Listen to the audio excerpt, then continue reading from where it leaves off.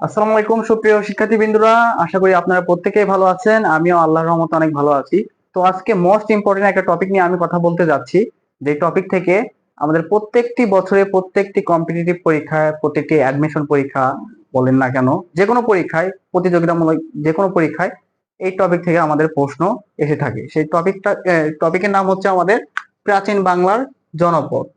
তো প্রাচীন বাংলার জনপদ, তো জনপদ মূলত কি? জনপদ হচ্ছে আমাদের প্রাচীন কালে যখন মানুষরা একটি এলাকায় বসবাস করতো, মানে একটা নির্দিষ্ট স্পেসিফিক একটা এরিয়ার মধ্যে বসবাস করতো, সেটাই মূলত হচ্ছে আমাদের এই জনপদ। জনপদ মূলত গড়ে উঠেছিল আমাদের প্রাচীন বাংলা গঠন করার আগে, অর্থাৎ আমাদের এই বাংলাটা ভারত উপমহাদেশের মধ্যে অন্তর্ভুক্ত ছিল, এবং এই উপমহাদেশের কেন্দ্রীয় শাসন গড়ে ওঠার আগেই এই জনপদ গড়ে ওঠে।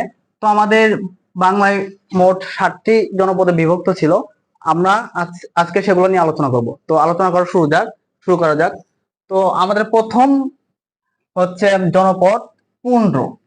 তো এটা আমাদের হচ্ছে সর্বপ্রাচীন এবং স্বাধীন স্বাধীন জনপদ হচ্ছে পুন্ড্র এবং প্রাচীন। তো এই পুন্ড্র জনপদের মধ্যে ছিল আমাদের বগুড়া। এক ছিল আমাদের বগুড়া, দুই ছিল আমাদের রাজশাহী, তিন ছিল হচ্ছে রংপুর, চার ছিল আমাদের হচ্ছে দিনাজপুর, এবং দ্বিতীয় হচ্ছে আমাদের বরেন্দ্র জনপদ। বরেন্দ্র জনপদের মধ্যে ছিল আমাদের বগুড়া, পাবনা, রাজশাহী, দিনাজপুর, এবং তৃতীয় ছিল আমাদের বঙ্গ। বঙ্গ একটি স্বাধীন জনপদ ছিল। এই বঙ্গ জনপদের মধ্যে ছিল আমাদের হচ্ছে ঢাকা, ময়মনসিংহ, পটুয়াখালী, গোপালগঞ্জ এবং চাঁদপুর। তারপর ছিল আমাদের হচ্ছে সমতট জনপদ। এই সমতট জনপদের মধ্যে ছিল আমাদের হচ্ছে বৃহত্তর কুমিল্লা। বৃহত্তর কুমিল্লা, যেটার পূর্ব নাম ছিল ত্রিপুরা, এবং বৃহত্তর নোয়াখালী, যেটার পূর্ব নাম ছিল আমরা জানি ভুলুয়া, এবং চন্দ্রদ্বীপ জনপদ মূলত একটি জেলা নিয়ে গঠিত ছিল, সেটা হচ্ছে আমাদের বরিশাল, এবং আমরা বরিশালের পূর্ব নাম জানি বাকলা। বাকলা এবং চন্দ্রদ্বীপ এই বরিশালের দুটোই পূর্ব নাম। এবং আমাদের হচ্ছে ষষ্ঠ হচ্ছে হরিকেল জনপদ। এই হরিকেল জনপদের মধ্যে ছিল আমাদের সিলেট জেলা। তারপর হচ্ছে আমাদের ছিল চট্টগ্রাম, পার্বত্য চট্টগ্রাম বলতে এখানে বোঝাচ্ছে রাঙ্গামাটি, বান্দরবন, খাগড়াছড়ি ইত্যাদি। এবং আমরা জানি এই সিলেটের পূর্ব নাম ছিল হচ্ছে শ্রীহট্টি, এবং এই সিলেটকে বলা হয় 360 আউলিয়ার দেশ, 360 আউলিয়ার জেলা। এবং আমরা জানি চট্টগ্রামের পূর্ব নাম ছিল ইসলামাবাদ, এবং লাস্ট হচ্ছে আমাদের গৌড়। এই গৌড় জনপদের মধ্যে ছিল বর্তমানে মালদহ, এবং পশ্চিমবঙ্গ ভারতের আমাদের মুর্শিদাবাদ, তারপর হচ্ছে আমাদের হচ্ছে চাঁপাই নবাবগঞ্জ। তো আমাদের পরীক্ষায় কিরকম প্রশ্ন এসে থাকে? তো মূলত পরীক্ষায় আমাদের প্রশ্ন দিতে পারে যে এরকম প্রশ্ন আসতে পারে। একটা প্রশ্ন লেখে এখানে, এরকম একটা প্রশ্ন আসলো যে পাল বংশের পাল বংশের পিতৃভূমি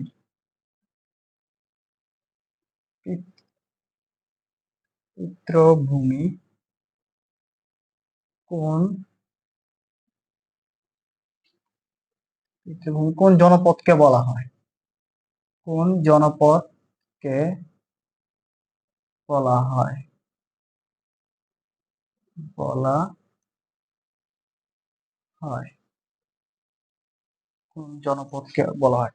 তো আমরা যদি বাংলার ইতিহাস পড়ি, তাহলে আমরা দেখতে পারবো যে পাল বংশ মূলত আমাদের এই বরেন্দ্র জনপদে তারা শাসন মানে প্রতিষ্ঠিত করেছিল, এবং পাল বংশের হচ্ছে প্রতিষ্ঠাতা হচ্ছে গোপাল। এবং আমরা জানি যে রাজশাহী, নওগাঁর একটা প্রত্নতান্ত্রিক স্থান আছে, যেটার নাম হচ্ছে পাহাড়পুর। এবং এই পাহাড়পুর পাহাড়পুর পাহাড়পুর বৌদ্ধ বিহার প্রতিষ্ঠাতা মানে খুঁজে পেয়েছিলেন হচ্ছে ধর্মপাল। তো যদি প্রশ্ন আসে যে পাল বংশের পিতৃভূমি কোন জনপদকে বলা হয়, আমরা এক এক কথায় বলবো যে হচ্ছে বরেন্দ্র বরেন্দ্র বরেন্দ্র। এবং দ্বিতীয় প্রশ্ন যদি আসে আমাদের যে এই গৌড়ের রাজধানী কি ছিল? আমরা জানি গৌড়ের রাজধানী ছিল আমাদের হচ্ছে কর্ণ সুবর্ণ। এবং যদি বলা হয় ঢাকা কোন জনপদের মধ্যে বিভক্ত ছিল? আমরা এক কথায় বলবো ঢাকা ছিল বঙ্গ জনপদের মধ্যে, এবং সবচেয়ে প্রাচীন এবং স্বাধীন জনপদ হচ্ছে আমাদের পুন্ড। এই পুন্ড এটা একটু বেশি ইম্পর্টেন্ট, আমরা বেশি করে মনে রাখবো। তো আজকের আলোচনার বিষয় এই আমাদের জনপদ, এবং আমরা পরবর্তী ক্লাসে আমরা আলোচনা করব এই বিভিন্ন জেলার পূর্ব নাম, এবং কোন জেলা কোন সেক্টরে ছিল, মুক্তিযুদ্ধের সময় অন্তর্ভুক্ত ছিল। তো আমরা সেগুলো নিয়ে আলোচনা করব। তো আজকে আমাদের ক্লাস এখানে শেষ। মূলত এই এই টপিক থেকেই প্রত্যেকটা পরীক্ষায় বিভিন্ন ধরনের প্রশ্ন এসে থাকে। তো আশা করি ক্লাসটা অনেক ভালো লেগেছে। আসসালামু আলাইকুম সবাইকে। শেষ।